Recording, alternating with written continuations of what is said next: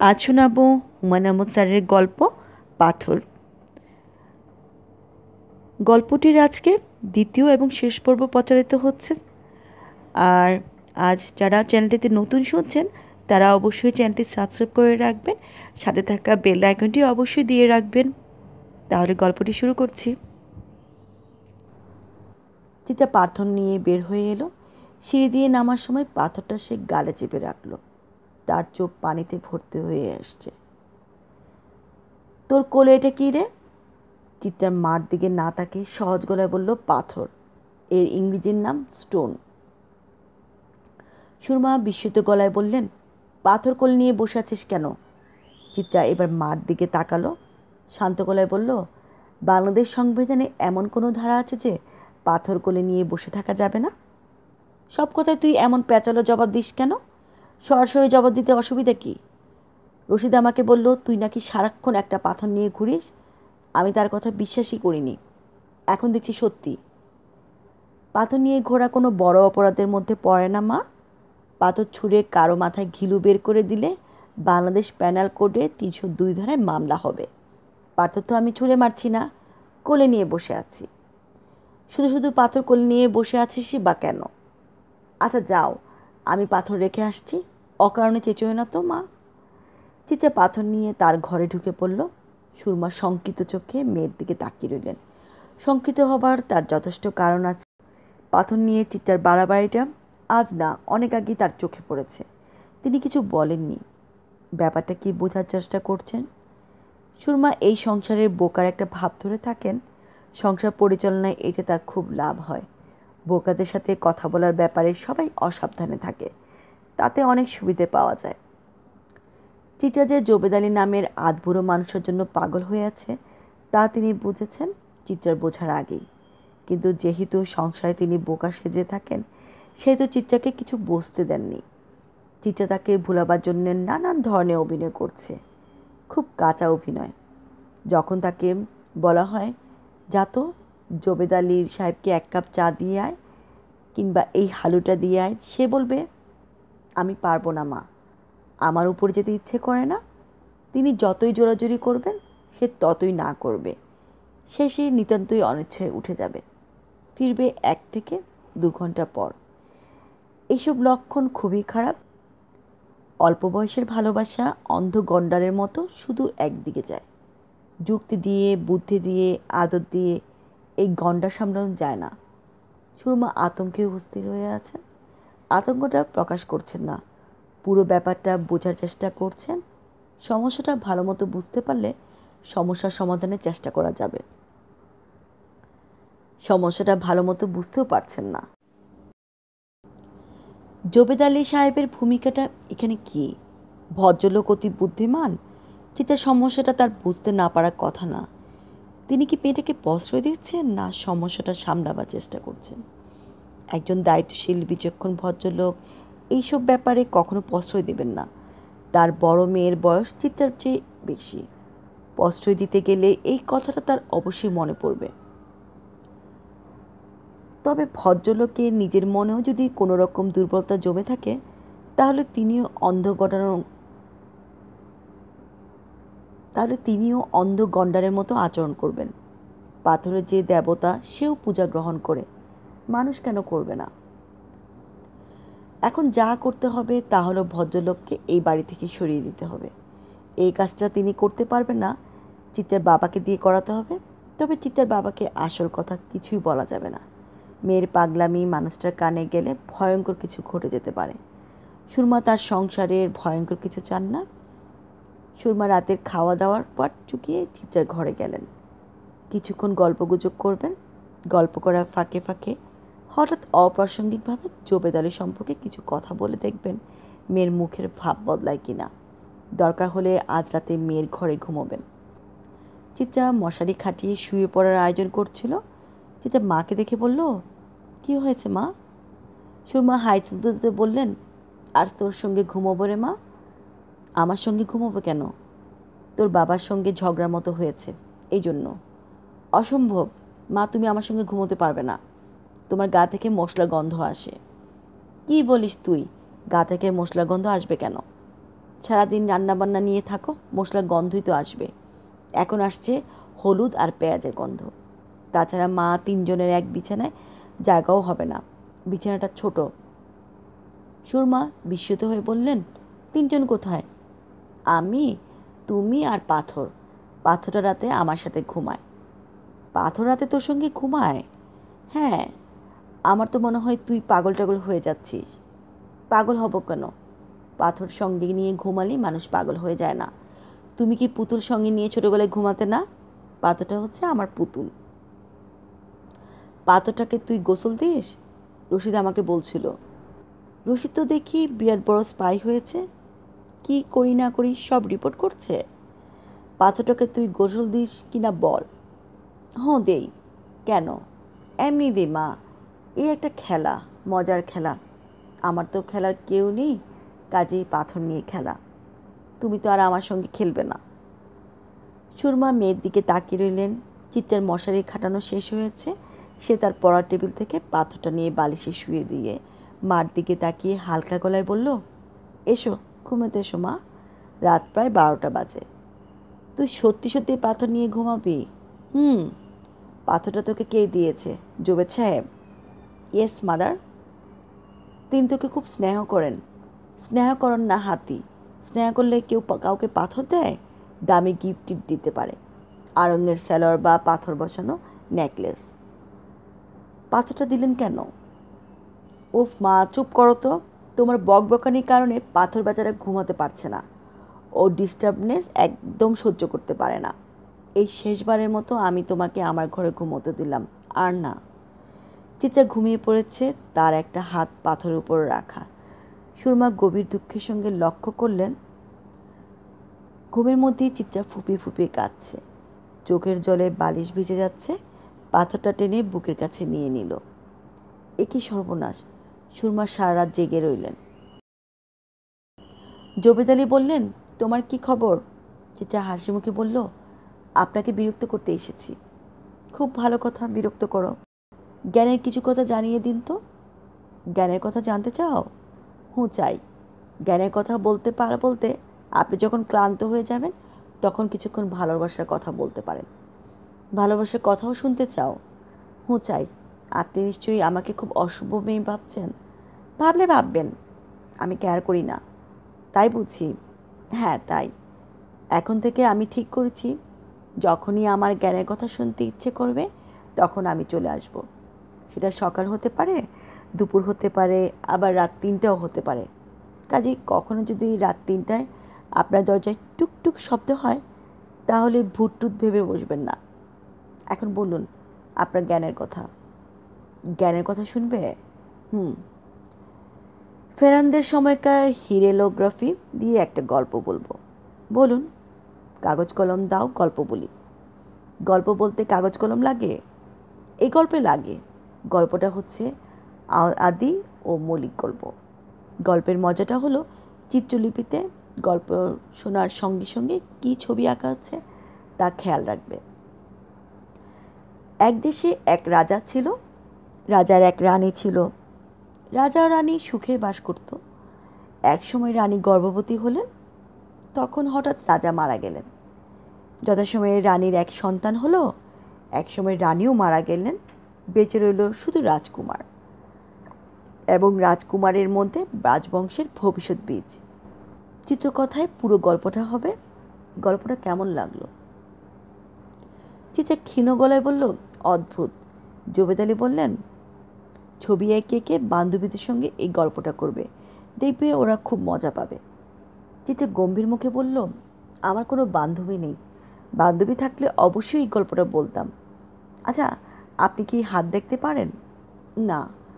আমার মনে হচ্ছে পারেন। প্লিজ আমার হাত দেখে দিন। অ্যাস্ট্রোলজির 2-1টা বই পড়েছি, কিন্তু হাত দেখার উপর কোনো বই পড়িনি। চিত্রা বলল, আমি হাত দেখার উপর কোনো বই পড়িনি,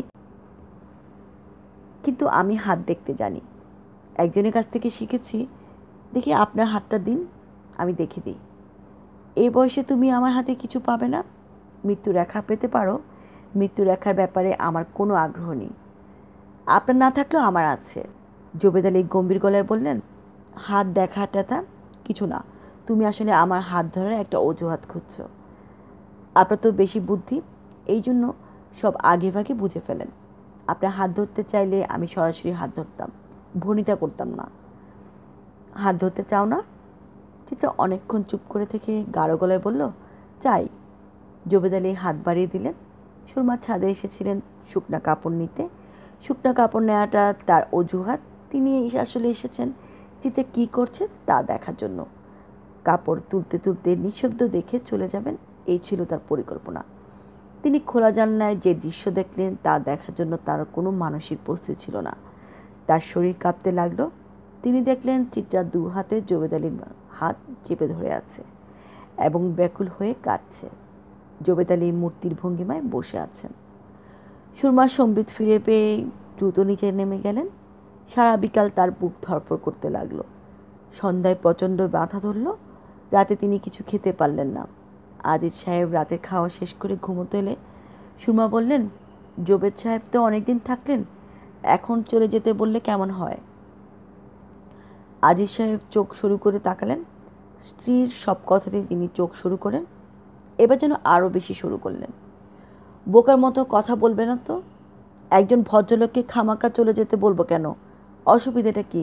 মাসে মাসে 2000 টাকা পাচ্ছ, এটা সহ্য হচ্ছে না। তুমি হাঁড়ি পাতিল নিয়ে আছো, হাঁড়ি পাতিল নিয়ে থাকো। সুরমা তারপরে ক্ষীণ গলায় বললেন, একজন পুরুষ মানুষ ছাদে থাকে, মেয়েরা ছাদে কাপড় শুকোতে যায়, তাতে কি হয়েছে? না, কিছু হয়নি। কাকে ভাড়া দেব কাকে দেব না এইসব চিন্তা তোমাকে করতে হবে না। চিন্তার মানুষ আছে। আচ্ছা, বাতি নিভিয়ে ঘুমোতে আসো। সুরমা বাতি নিভিয়ে ঘুমোতে গেলেন ঠিকই, তার এক ফোঁটা ঘুম হলো না। এক রাতে 4 বার চিত্রা শোবার ঘরে গেলেন দেখার জন্য চিত্রা ঘরে আছে কিনা। তার মনে হলো বাকি জীবনে তিনি আর কখনোই রাতে ঘুমোতে পারবেন না। চিত্রার ঘরের বাতিও জ্বলছে। বাতি জ্বেলে সে কী করছে? দরজা টোকা দিয়ে কিছু জিজ্ঞেস করবেন? চিত্রা রেগে যাবে না তো? সে আজকাল অল্পতেই রেগে আগুন হচ্ছে, অকারণেই রাখছে। তিনি মেয়ের ঘরের দরজায় টোকা দিলেন। টোকার শব্দ শুনে চিত্রা বলল, কে চাও মা? ঘুমাচ্ছিস না? না। না কেন? ওর ঘুম ভেঙে গেছে, কাজে আমিও জেগে আছি, গল্প করছি। কার সঙ্গে গল্প করছিস? পাথরটার সঙ্গে। মা, দরজাটা একটু খুলতো। সুরমা ভেবেছিলেন মেয়ে দরজা খুলবে না, রাগ করবে। সে এরকম হলো না। চিত্রা দরজা খুলল। তার এক হাতে পাথর। মেয়ে কি সারাক্ষণই পাথর হাতে বসে থাকে? সুরমা ক্ষীণস্বরে বললেন, তুই পাথরের সঙ্গে গল্প করছিলি? হুম। পাথর কথা বলতে পারে? পাথর কি কথা বলবে? পাথর কি মানুষ নাকি? আমি কথা বলি, ও শুনে। তুই ঘুমোতে যাস কখন? আমি ঘুমোতে যাই না, রাতে আমার ঘুম হয় না মা। আগে ঘুমের ওষুধ খেলে ঘুম হতো, এখন তাও হয় না। আজ 5টা ঘুমের ওষুধ খেয়ে শুয়েছিলাম, ঠিক 1 ঘন্টা পর জেগে উঠেছি। তুই একজন ভালো ডাক্তার দেখা। শুধু শুধু ডাক্তার দেখাবো কেন? আমার জ্বর হয়নি, মাথা ব্যথা হচ্ছে না, দিব্যি আরামে আছি। মা, তুমি এখন যাও, তার সঙ্গে আমার গোপন কিছু কথা আছে, তোমার সামনে বলা যাবে না। তুই শুয়ে থাক, আমি তোর চুলে বিলিয়ে দিয়ে দিই। তুমি আমাকে অনেক বিরক্ত করেছ, এখন যাও। আর না। তিনি বের হয়ে এসে জানামাজে বসলেন। ফজর ওয়াক্ত পর্যন্ত দরুদ পাঠ করবেন, দুরুদে শেফা। ফজরের নামাজ শেষ করেই তিনি খতমে ইউনুস শুরু করলেন। 1,24,000 বার পড়তে হবে দোয়া ইউনুস। ইউনুস নবী এই দোয়া পড়ে মাছের পেট থেকে রক্ষা পেয়েছিলেন। সুরমা যে বিপদে পড়েছেন মাছের পেটে বাস করে তার কাছে কিছুই না। কিছু কিছু বিপদ থাকে মাকড়সার জালের মতো সূক্ষ্ম, চোখে পর্যন্ত দেখা যায় না, কিন্তু মাকড়সার জালের মতো হালকা না। এই ধরনের বিপদ আপদ থেকে সচরাচর উদ্ধার পাওয়া যায় না। শুধুমাত্র আল্লাহ পাকের অসীম দয়াতেই উদ্ধার সম্ভব। তিনি তো কোনো পাপ করেননি, আল্লাহ পাক তাকে কি দয়া করবেন না? আল্লাহ পাক সুরমাকে দয়া করলেন। এক রোববার ভোরে আজিজ সাহেবের বাড়ির উঠোনে লোকে লোকারণ্য হয়ে গেল। উঠানে জবেদ আলী হাত পা ছড়িয়ে পড়ে আছেন, তার মাথা থেতলানো, ঘিলু বের হয়ে চারদিকে ছড়িয়ে গেছে। ভয়াবহ দৃশ্য। মানুষটা খুব ভোরবেলা 3তলা ছাদ থেকে লাফিয়ে নিচে পড়ে গেছে। আজিজ সাহেব মাথায় হাত দিয়ে বসে পড়লেন। তার লাভের গুড় পিঁপড়া খেয়ে ফেলল। ঘটনা সামলানোর জন্য পুলিশকে 60,000 টাকা ঘুষ দিতে হয়েছে। পুলিশ ইচ্ছা করলে কৃষ্ণপক্ষের রাতকে চৈত্র মাসের দিন করে ফেলতে পারে। সামান্য আত্মহত্যাকে মার্ডার বলতে তাদের আটকাবে না। সম্পূর্ণ বিনা কারণে তাকে জেল হাজতে পৌঁছতে হবে। পুলিশের সমস্যা সামাল দিলেও আদিস সাহেব ঘরের সমস্যা সামাল দিতে পারলেন না। চিত্রার মাথা পুরোপুরি খারাপ হয়ে গেল। তার কথা অস্পষ্ট হয়ে গেল। কাকে কি বলে না বলে কিচ্ছু বোঝা যায় না। তার খাওয়া ঠিক নেই, নাওয়া ঠিক নেই। সারাদিন তার করে থাকে পাথর। সে নিজে গোসল করে না, পাথরটাকে রোজ গোসল দেয়। গুনগুন করে পাথরটাকে কি যেন বলে। আদিস সাহেব হতভম্ব গলায় বললেন, এর কি হয়েছে? এরকম করে কেন? সুরমা বললেন, কিচ্ছু না, ঠিক হয়ে যাবে। এত বড় একটা দুর্ঘটনা ঘটেছে, মাথা তো খানিকটা এলোমেলো হবেই। কারো মাথা এলোমেলো হলো না, তারটা হলো কেন? বাচ্চা মানুষ, ঠিক হয়ে যাবে। পাথর নিয়ে এইসব কি করছে? বললাম তো ঠিক হয়ে যাবে, কয়েকটা দিন যাক। ব্যাপারটা কি ঠিকমতো গুছিয়ে বলো তো। ব্যাপারটা কিছুই না। জোবেদ ভাই চিত্রাকে অত্যন্ত স্নেহ করতেন, সারাক্ষণ মামা ডাকতেন। চিত্রা দেখতেও তার মেয়ের মতো, নিজের মেয়েকে দেখেন না সেই জন্যে। তিনি চিত্রাকে স্নেহ করতেন বলে চিত্রাকে একটা পাথর গালে বসিয়ে থাকতে হবে? আমি তো কিচ্ছু বুঝি না। ওই হারামজাদার সঙ্গে আমার মেয়ের কি কিছু হয়েছে? তুমি মাথা গরম করো না, সময়ে সব ঠিক হয়ে যাবে। ডাক্তারের কাছে নিয়ে চিকিৎসাটা তো করানো দরকার। চিকিৎসা করাবো, কয়েকটা দিন যাক। চিত্রার অসুখ সারাতে দীর্ঘদিন লাগলো। এক সকালে সে তার সুটকেসে পাথর ভরে রেখে সহজ গলায় মাকে বলল, মা, নাস্তা দাও, খিদে লেগেছে। সুরমা মনের আনন্দে কেঁদে ফেললেন।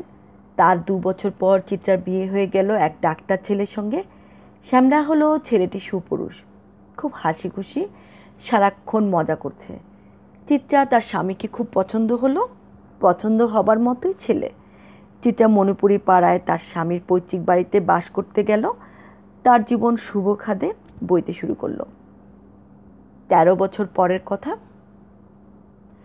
চিত্রা তার মেয়েকে নিয়ে কিছুদিন বাবার বাড়িতে থাকতে এসেছে। চিত্রার স্বামী গিয়েছে ভিয়েনায় ডাক্তারদের কি একটা সম্মেলনে। চিত্রারও যাবার কথা ছিল। টিকিট ভিসার সব হয়ে গিয়েছিল। সন্ধ্যাবেলা ফ্লাইট। ভোরবেলা ছোট একটা দুর্ঘটনা ঘটল। চিত্রার মেয়ে রুনি সিঁড়ি থেকে পা পিছলে পড়ে সামনে একটা দাঁত ভেঙে ফেলল। এমন কোনো বড় দুর্ঘটনা না, কিছু রক্ত পড়েছে, ঠোঁট কাটার জন্যে ফুলে গেছে। এতেই চিত্রা অস্থির হয়ে গেল। সে কিছুতেই মেয়েকে ফেলে যাবে না, সে থেকে যাবে। রুনি যতবারই বলে, তুমি যাও তো মা, ঘুরে আসো, তুমি না গেলে বাবা মনে খুব কষ্ট পাবে, ততবারই চিত্রা বলে, তুই মাতব্বরি করবি না তো, তোর মাতব্বরি অসহ্য লাগে। বাবা এত আগ্রহ করে তোমাকে নিতে যাচ্ছে, তার কত রকম প্ল্যান। যথেষ্ট বকবক করেছিস, আর না, তোকে ফেলে রেখে আমি যাব না, এটা আমার ফাইনাল কথা। মার বাড়িতে এসে চিত্রার খুব ভালো লাগছে। তার কাছে মনে হচ্ছে পৃথিবীর কিছু কিছু জিনিস বদলায় না। সেই কিছু কিছু জিনিসের একটি হচ্ছে মার বাড়ি। মা বদলে গেছেন, একটা চোখে কিছুই দেখেন না, হাত কাঁপা রোগ হয়েছে, পার্কিনসন্স ডিজিজ, সারাক্ষণই হাত কাঁপে, কিন্তু মনের দিক থেকে আগের মতোই আছেন। খানিকটা পরিবর্তন অবশ্য হয়েছে। আগে বোকার ভাব ধরে থাকতেন, এখন থাকেন না। স্বামীর মৃত্যুর পর বোকা ভাব ধরে থাকার প্রয়োজন সম্ভবত ফুরিয়েছে। ভাড়াটে, স্বামীর ব্যবসা, দোকান সব তিনি নিজে চালান, এবং ভালোই চালান। আদিস সাহেব তার বোকা স্ত্রীর কর্মদক্ষতা দেখে যেতে পারেননি, দেখে গেলে বিস্মিত হতেন। চিত্রা বেশিরভাগ সময় তার মায়ের সঙ্গে গল্প করে কাটায়। তার সব গল্পই স্বামী এবং কন্যাকে কেন্দ্র করে। রুনির খুব বুদ্ধি হয়েছে মা, ওর বুদ্ধি থেকে মাঝে মাঝে ভয় লাগে। বুদ্ধি তো ভালো জিনিস, বুদ্ধি দেখলে ভয় লাগবে কেন? অতিরিক্ত বুদ্ধির মানুষ অসুখী হয়, এই জন্যই ভয়। যার মোটামুটি বুদ্ধি সে থাকে সুখে। এই যে আমাকে দেখো, আমি সুখে আছি। সুখে আছিস? খুব সুখে আছি। স্বামীর ভালোবাসা পুরোপুরি পেয়েছিস? হুম।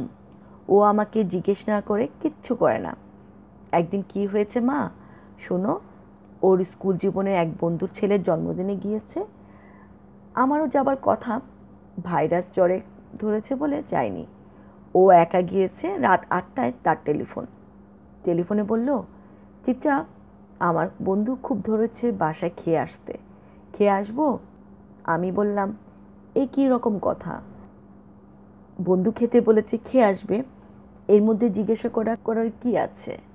অবশ্যই খেয়ে আসবে। টেলিফোনটা যে করেছে তারও ইতিহাস আছে। বন্ধুর বাসায় টেলিফোন নেই, কার্ড ফোন থেকে করেছে। সুরমা হাসি মুখে বললেন, গৃহপালিত স্বামী। চিত্রা আনন্দিত গলায় বলল, আমার গৃহপালিত স্বামীই ভালো। পোষা মানতে পারলে সব স্বামী গৃহপালিত হয়। তুই পোষ মারানোর কায়দা জানিস? আমি জানতাম না। তুমিও জানতে, তুমি সেই কায়দা ব্যবহার করনি। বোকা টাইপের স্ত্রীরা স্বামীকে গৃহপালিত করতে ফেলতে চায়। যাদের খুব বেশি বুদ্ধি তারা চায় না। ঠিক বলিনি মা? মনে হয় ঠিক বলেছিস। ও 10 দিনের জন্য ভিয়েনায় গিয়েছে, কিন্তু মা আমি নিশ্চিত ওর 4 দিনের মাথায় ফিরে আসবে। এই নিয়ে আমি 1,00,000 টাকা বাজি ধরতে পারি। বাজি ধরবে? পাগল হয়েছিস? বাজি ধরলে আমিই হারব। মনে আনন্দে চিত্রা হাসতে লাগলো। সেই হাসি দেখে সুরমার মন ভরে গেল। তিনিও অনেকদিন পর মন খুলে হাসলেন। স্বামীর মৃত্যুর পর এমন আনন্দময় সময় তার জীবনে আসেনি। রাতে শোবার সময় রুনি রহস্যময় গলায় বলল, মা দেখো কি পেয়েছি। এই তাকাও একটু। কি পেয়েছিস? একটা পাথর। এই দেখো মা। পাথরটার গাটা কি স্মুথ। চিত্রা তাকালো। তার শরীর মনে হলো জমে গেছে। শরীরের ভেতরটা জমে গেল, হাত পা কাঁপছে। রুনি বিস্মিত হয়ে বলল, তোমার কি হয়েছে মা? চিত্রা জড়ানো গলায় বলল, পাথর কোথায় পেয়েছিস? খাটের নিচে। তুমি এরকম করছো কেন? চিত্রা মাথা যেন কেমন করছে। সে এসে খাটে বসলো। রুনি বলল, পানি খাবে মা? পানি এনে দেবো? হুম। রুনি পানি গ্লাস হাতে এসে দেখে তার মা পাথর কোলে নিয়ে বসে আছে। মার কপালে বিন্দু বিন্দু ঘাম, মুখ রক্তশূন্য, যেন অনেকদিন কঠিন রোগ ভোগ করে উঠেছে। মা পানি নাও। চিত্রা আগের মতোই জড়ানো গলায় বলল, পানিটা খাইয়ে দাও মা। কথা অস্পষ্ট শোনালো। আবার তার পুরনো ওষুধটা কি ফিরে আসছে? পাথরটা কোলে নিয়ে বসে আছো কেন মা? ছোটবেলায় আমি এই পাথর নিয়ে খেলতাম। এত বড় পাথর নিয়ে কি খেলতে? পাথরটাকে গোসল করাতাম, আদর করতাম, ঘুমোবার সময় সঙ্গে নিয়ে ঘুমাতাম, চুমু খেতাম। কেন? তখন আমার একটা অসুখ হয়েছিল। অসুখটা কি এখনো আছে? না। ঘুমাবে না মা? হ্যাঁ ঘুমাবো। চিতা পাথর সঙ্গে নিয়ে ঘুমোতে গেল। রুনি দেখল কিন্তু কিছুই বলল না। মাকে তার এখন খুবই অচেনা লাগছে। মনে হচ্ছে মা অপরিচিত একটা মেয়ে, যাকে সে চিনতে পারছে না। মাও তাকে চিনছে না। রুনি ভয়ে ভয়ে ডাকল, মা, মা। চিতা মেয়ের দিকে মুখ সরিয়ে অন্য পাশে ফিরল। তার হাতে পাথরটা ধরা। রুনি আবার ডাকল, মা, মা, একটু এদিকে ফেরো। চিতা ফেলল না বা জবাবও দিল না। রাত বাড়তে লাগলো। পুরো বাড়ি ঘুমিয়ে পড়ল। চিত্রা ঘুমোতে পারছে না। ঘুম না হবার জন্য তার কষ্ট হচ্ছে না। ঘর অন্ধকার। পাশেই তার মেয়ে ঘুমোচ্ছে। মাথার উপরে ফ্যান ঘুরছে। বারান্দার বাতির খানিকটা আলো এসে পড়েছে বিছানায়। চিত্রা ঘুমোচ্ছে তার পরিচিত খাটে। এই ঘরের প্রতিটি জিনিস তার চেনা। তারপর সব কেমন অচেনা হয়ে গেছে। মাথাটা কেমন ঝিমঝিম করছে। মনে হচ্ছে সে একগাদা ঘুমের ওষুধ খেয়েছে। চিত্রা? চিত্রা বলল, তুমি কেমন আছো? ভালো।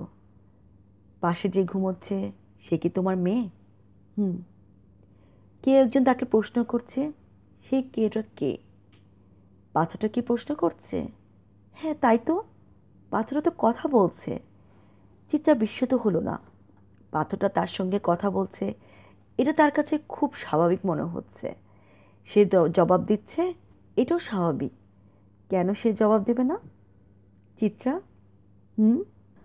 তোমার সুন্দর সংসার হয়েছে, এটা দেখেও আমার ভালো লাগছে। আমি জানতাম তোমার সুন্দর সংসার হবে। আপনি মরে গেলেন কেন? মৃত্যু খুব স্বাভাবিক ব্যাপার নয় কি? এভাবে মরলেন কেন? যেভাবেই মরি, মৃত্যু হচ্ছে মৃত্যু। জ্ঞানের কথা ভালো লাগছে না। পৃথিবীর সব কথাই জ্ঞানের কথা। আপনি মরে গেলেন কেন? কে একজন ভেবেছিল আমার মৃত্যুতে তোমার সমস্যার সমাধান হবে। হয়েছেও তাই। তোমার এখন আর কোনো সমস্যা নেই। আপনাকে কেউ আপনাকে কি কেউ ধাক্কা দিয়ে ফেলেছিল? হুম, আমার তাই মনে হয়েছে। আপনার ডেড বডি উঠোনে পড়েছিল, আমি দেখতে যাইনি। ভালো করেছো। দৃশ্যটা অসুন্দর। অসুন্দর কিছু না দেখাই ভালো। কে আপনাকে ধাক্কা দিয়ে ফেলেছিল? যেই ফেলুক, তার উপর আমার কোনো রাগ নেই। আমারও নেই। তারপরও জানতে ইচ্ছে করে কে। আমি যখন অসুস্থ ছিলাম তখন সবসময় মনে হতো আমি আপনাকে ধাক্কা দিয়ে ফেলেছি। আচ্ছা বলুন তো, আমি কি ফেলেছি? না, তোমার মা ফেলেছিলেন। ও আচ্ছা। তোমার মার উপর আমার কোনো রাগ নেই চিত্রা। আমি তো আপনাকে আগেই বলেছি আমারও রাগ নেই। তোমার মেয়েটি খুব সুন্দর হয়েছে। ওর নাম কি? ওর নাম রেনু। ভালো নাম রেহনুমা। সুন্দর নাম। ওর খুব বুদ্ধি। শুনে ভালো লাগছে চিত্রা। কতদিন পর কথা বলছেন, আমার অসম্ভব ভালো লাগছে। তোমার ভালো লাগছে শুনে আমারও ভালো লাগছে। আমি সারা রাত কথা বলবো। তোমাকে কিন্তু তারপর ছোট্ট একটা কাজ করতে হবে। আপনি যা বলবেন আমি তাই করব। আপনি যদি আমাদের ছাদ থেকে লাফিয়ে পড়তে বলেন, আমি লাফিয়ে পড়ব। আপনি বলে দেখুন। তোমাকে এইসব কিচ্ছু করতে হবে না। কি করতে হবে বলুন? ভোরবেলা তুমি ছাদে উঠবে। পারবে না? পারবো। হাতে থাকবে পাথরটা। আচ্ছা, তারপর পাথরটা ছুঁড়ে ফেলবে ঠিক আমি যে জায়গায় পড়েছিলাম সেই জায়গায়। কেন? আমি পাথরের ভেতর বন্দী হয়ে আছি। পাথরটা টুকরো টুকরো হয়ে ভেঙে গেলেই আমি মুক্তি পাবো। আমার এখন জ্ঞানের কথা শুনতে ইচ্ছে করছে। আপনি জ্ঞানের কথা বলুন। I often see flowers from a passing car that are gone before I can tell what they are. এর মানে কি? রবার্ট ফ্রস্টের একটা বিখ্যাত কবিতার প্রথম দুটি লাইন। জ্ঞানের কথা শুনতে ভালো লাগছে না, অন্য কিছু বলুন। ভালোবাসার কথা বলুন। আচ্ছা, ভালোবাসা কি? রাত শেষ হয়ে আসছে, আকাশে ভোরের আলো ফুটতে শুরু করেছে। চিত্রা পাথর হাতে খুব সাবধানে খাট থেকে নামলো। সুরমা ফজরের নামাজে বসেছিলেন। একটা বিকট শব্দে তিনি নামাজ রেখে উঠে দাঁড়ালেন। ভারী কিছু যেন ছাদ থেকে পড়ল। কে পড়ল? তার বুক ধুকধুক করছে। সেই ধকধকানি তীব্র হবার আগেই চিত্রা ঢুকল। সুরমা স্বাভাবিক হলেন। সহজ গলায় বললেন, কিসের শব্দ? চিত্রা খুব সহজ গলায় বলল, আমার যে একটা পাথর ছিল সেই পাথরটা টুকরো টুকরো করে ভাঙলাম, ছাদ থেকে ছুঁড়ে ফেলেছি, একেবারে শতখণ্ড হয়েছে। সুরমা তাকিয়ে রইলেন। চিত্রা বলল, চা খাবে মা? চা বানিয়ে নিয়ে আসি, তারপর এসে দুজনে মিলে চুপচুপ করে চা খাই। ও আচ্ছা, একটা কথা জিজ্ঞেস করি। তুমি জবের চাচাকে ছাদ থেকে ধাক্কা দিয়ে ফেলে দিয়েছিলে, তাই না মা? সুরমা তাকিয়ে রইলেন, কোনো জবাব দিলেন না। চিত্রা হালকা গলায় বলল, ভালোই করেছো মা। তোমার চায়ে চিনি দেব? তুমি চায়ে চিনি খাও তো? পাথর গল্পটি এখানেই শেষ হলো। গল্পটি কেমন লেগেছে আপনারা কমেন্টের মাধ্যমে অবশ্যই জানাবেন, আর লাইক দিতে ভুলবেন না। আজ তাহলে এখানে রাখছি। আল্লাহ হাফেজ।